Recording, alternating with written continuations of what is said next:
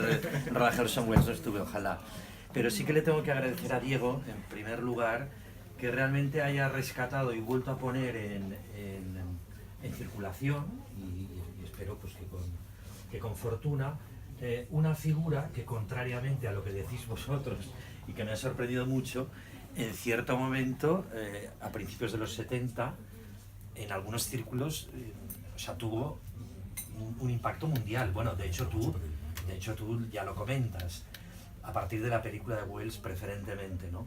Pero yo recuerdo, por ejemplo, que incluso antes de la película de Welles, en la revista Time, que tú hablas también de ello, pues aparece, en realidad lo que aparece en la portada, y lástima porque no te la he podido traer de casa porque no la he encontrado, pero la tenía, aparece un retrato de Clifford Irving pintado por el Mir. Y entonces ahí se hace referencia a todo esto. Entonces, en Europa, es decir, incluso en la España franquista de entonces, en los círculos se habló, que a lo mejor porque mi madre era pintora, conocía a los marchantes de la saga de Gaspar, pero fue un impacto en el mundo del arte, porque toda aquella gente en aquel momento, hombre, no las galerías de Barcelona, pero las galerías de Londres y las de París todavía, o en Sotheby's o algún sitio, todavía podían vender un Modigliani de vez en cuando y podían vender un Picasso. Entonces aquello fue un auténtico terremoto a principios de los 70. Claro, eso duró lo que duró.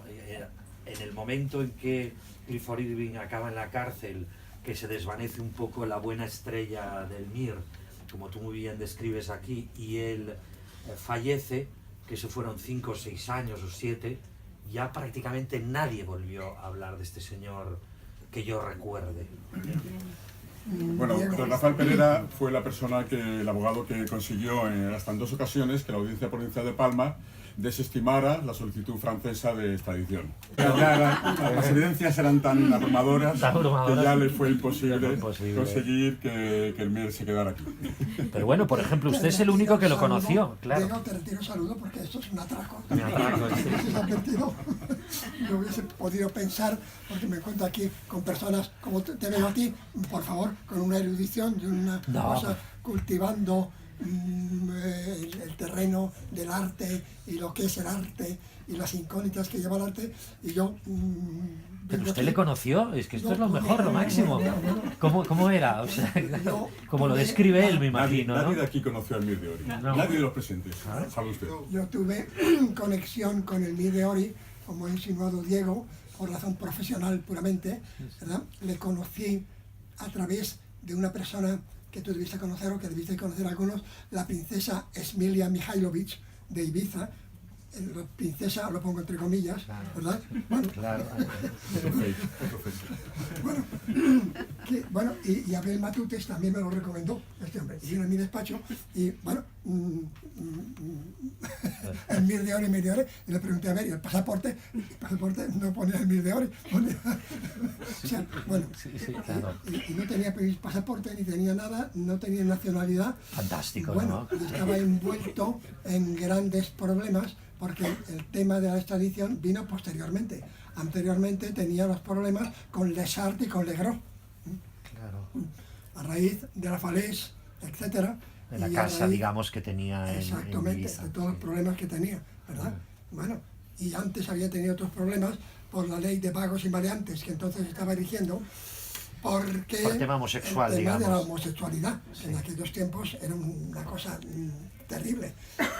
Y el Mir estuvo expedientado por el juzgado de vagos y maleantes, y la primera intervención que yo tuve para conseguir que no le pusiesen las medidas de seguridad que ponían entonces, que era la expulsión o era el internamiento en centros de rehabilitación, y como que no había centros de rehabilitación, era la cárcel, donde después él estuvo, etcétera. Bueno, o sea que es un hombre, yo me gustaría poder decir algo ordenadamente, pero...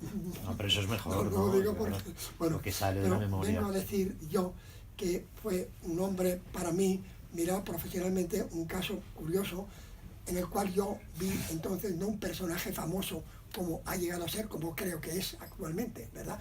Un hombre que ha creado todas esas incógnitas y todos estos interrogantes que están dando lugar a obras como la de Diego y a enigmas, porque a mí me han llamado desde extranjero y y yo digo, mire, yo no sé nada más que este hombre aquí, acá.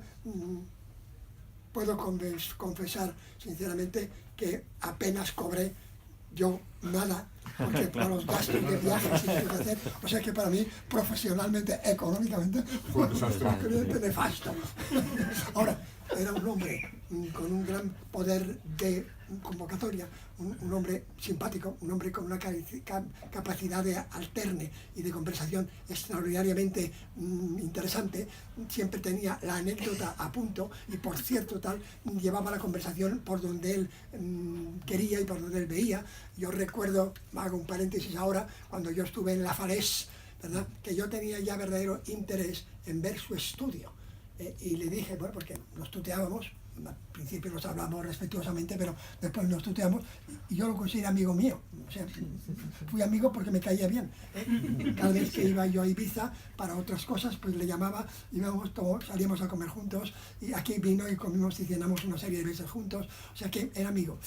Y decía yo que en La Falaise, yo le dije, a ver, Elmir, enséñame el estudio tuyo, a ver dónde pintas, yo tengo ganas, me gustaría verte el caballete, en las pinceles, en las pinturas, cómo lo haces, porque un hombre eminente como tú, sí, ahora vamos a tomar una copa, tal. Y cuando volvíamos, ¿me quieres enseñar? ¿Quieres que lo veamos? Sí, pero ahora, fíjate, ahora hemos de llamar a aquel por teléfono que nos tiene preparadas en su casa una cita con Emilia y con tal, bueno, o sea que cada vez se fue, y yo me llegué a sentir impotente y decir qué tonto soy, que no logro conseguir que este hombre me enseñe esto. O sea que ya con una curiosidad ya malsana, pero no hubo manera de que este hombre me enseñase tal.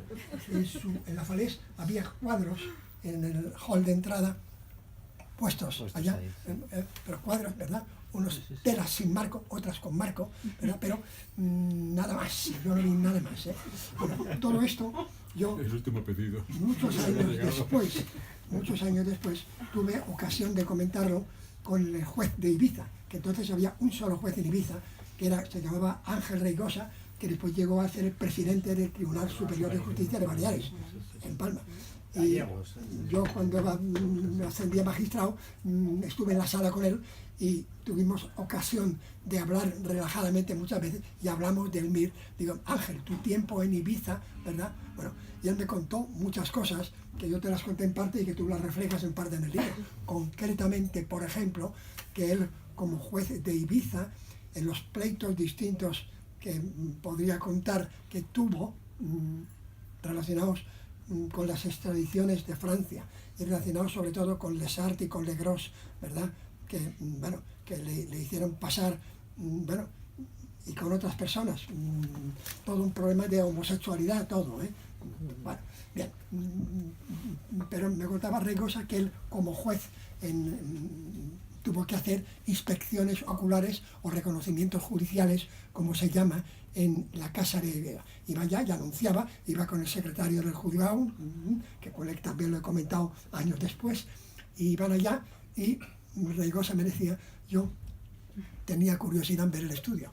Estaba allá y decía, a ver, abra esta puerta, abra la puerta, y había un sol. A ver, abra esta puerta, y ahora vamos abajo, y ahora abra aquí, a ver, enséñeme esto de aquí, y abra este armario. O sea, que lo que hace un juez cuando le interesa conocer algo, que un juez tiene potestad para entrar en mi casa y mirarme la cocina y dejar debajo de la cama y mirar mi cuarto de baños. Pues el juez hizo esto, se metió en el cuarto de baño, se metió en todas partes y dice, y yo no encontré ni un pincel, ni un bote de pintura, ni nada que me pareciese. Y digo, yo le decía, y Ángel, ¿y tú qué piensas? Pues yo pienso, me decía Ángel, digo me decía porque hace un año murió, pobre hombre. Tú le viste en silla de ruedas y murió. Pero él me decía que llegaba a la conclusión de que tenía unos negros que le pintaban. Y él me comentaba, porque él tenía un amigo francés que era muy entendido en arte, decía, es dificilísimo que una sola persona imite a pintores tan distintos como Matisse, Modigliani, Renoir, Miró, tal, que lo haga con una perfección tal que los expertos mundiales de aquellos autores como Renoir, como Matisse y tal, digan que aquel cuadro es auténtico cuando no lo es, ¿verdad?